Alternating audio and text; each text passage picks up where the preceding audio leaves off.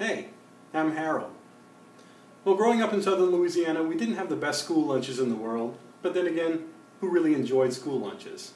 But one thing that we did have that I remember fondly were these little bread rolls, these little dinner rolls, that they would serve a couple times a week. They were so good, sometimes I would even trade the main protein in the meal, like a piece of fried chicken, or fish sticks, or meatloaf, or something of that nature, just to have another piece of bread. People thought that I was crazy sometimes, but I'm just that crazy about bread. So today I'm going to teach you how to make these little dinner rolls. Let's get started. Well, the first step to any good bread recipe is, of course, to activate your yeast. So I'm starting with 1 cup of warm water, about 110 degrees Fahrenheit. To that I'm going to add 1 tablespoon of active dry yeast. I'm also going to add 1/3 of a cup of granulated sugar. Go ahead and give that a whisk.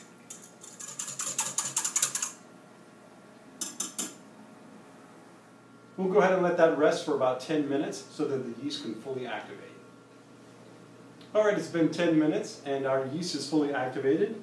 As you can see, there's quite a head of foam on the top of it. It's at this point that if you realize that you don't have that head on top of your yeast, that your yeast didn't activate because it was probably old, or maybe the packet was ripped open or something. So this is exactly what we're looking for. So I'm going to take a spoon, make a well in the center of my flour. This is 3 cups of sifted all-purpose flour.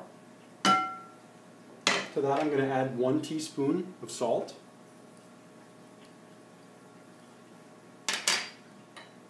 2 tablespoons of olive oil.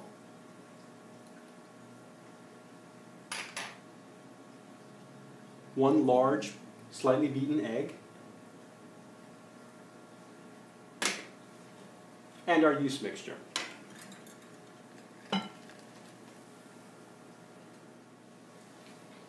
And now we just want to mix this until you get a nice moist dough. Okay, now that we have our dough mixed together, what I'm going to do is go ahead and lightly flour my surface, as well as my hands. And we're going to turn that dough out onto the surface.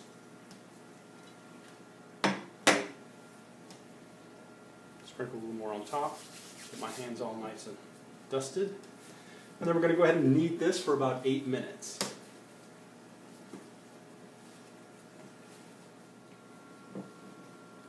Okay, I've been kneading my dough for about 8 minutes. It's nice and smooth and pliable, slightly sticky, but otherwise good looking dough. So what I'm going to do is roll it into a ball gathered up on the bottom. I have a bowl here that I've greased with some non-stick cooking spray. Put it into the bowl, swirl it around, turn it over, swirl it again. Now what I'm going to do is take this dough and put it in a warm spot. I've preheated my oven to 375 degrees, which is the temperature that we'll have to bake the bread at. So I'm going to take the excess heat from the oven to help proof my dough. So I'm going to cover it with some plastic wrap and let it rest for 1 hour until it's doubled in size. Okay, our dough has been rising for an hour and it's about double in size. So now it's time to portion it out. What I'm going to do is take some flour and lightly dust my surface so that it doesn't stick. And then we can go ahead and ease our dough out. I'm going to sprinkle a little more flour on top just so that it doesn't stick to my hands. And then what I'm going to do to make it easier for me to portion out is I'm going to kind of make it into a rectangle. Okay, that looks pretty good.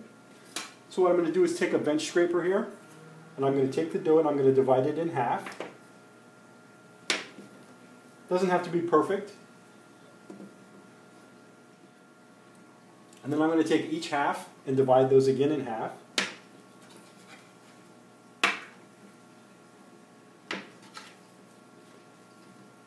And then for each of those quarters, I'm going to divide into thirds.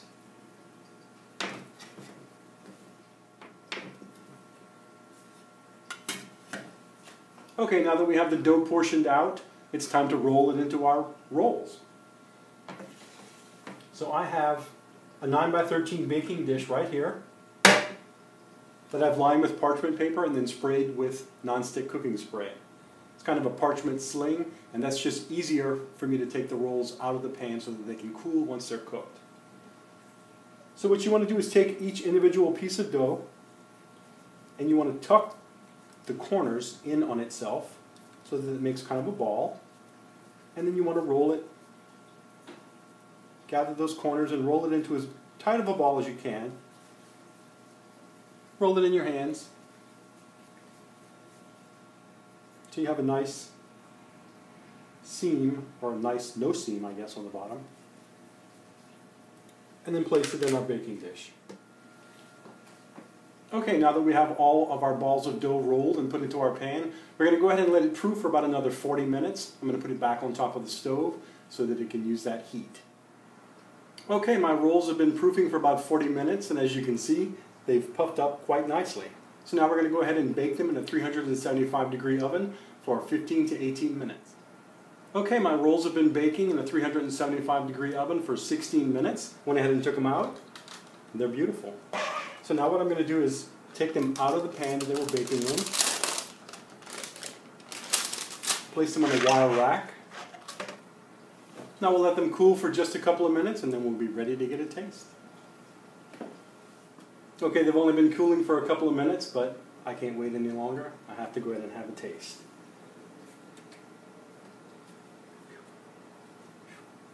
Very, very hot.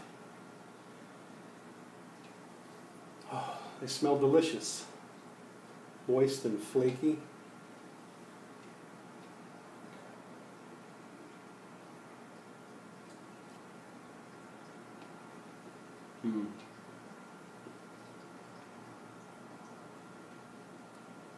Truly delicious. I must say they are better than the bread that I remember from school, and I'm sure that that's because I made them myself. Well, thank you for watching. I hope that you enjoyed this video. If you did, please join my channel on YouTube. Also, check out my other videos on mayya.com. Thank you very much.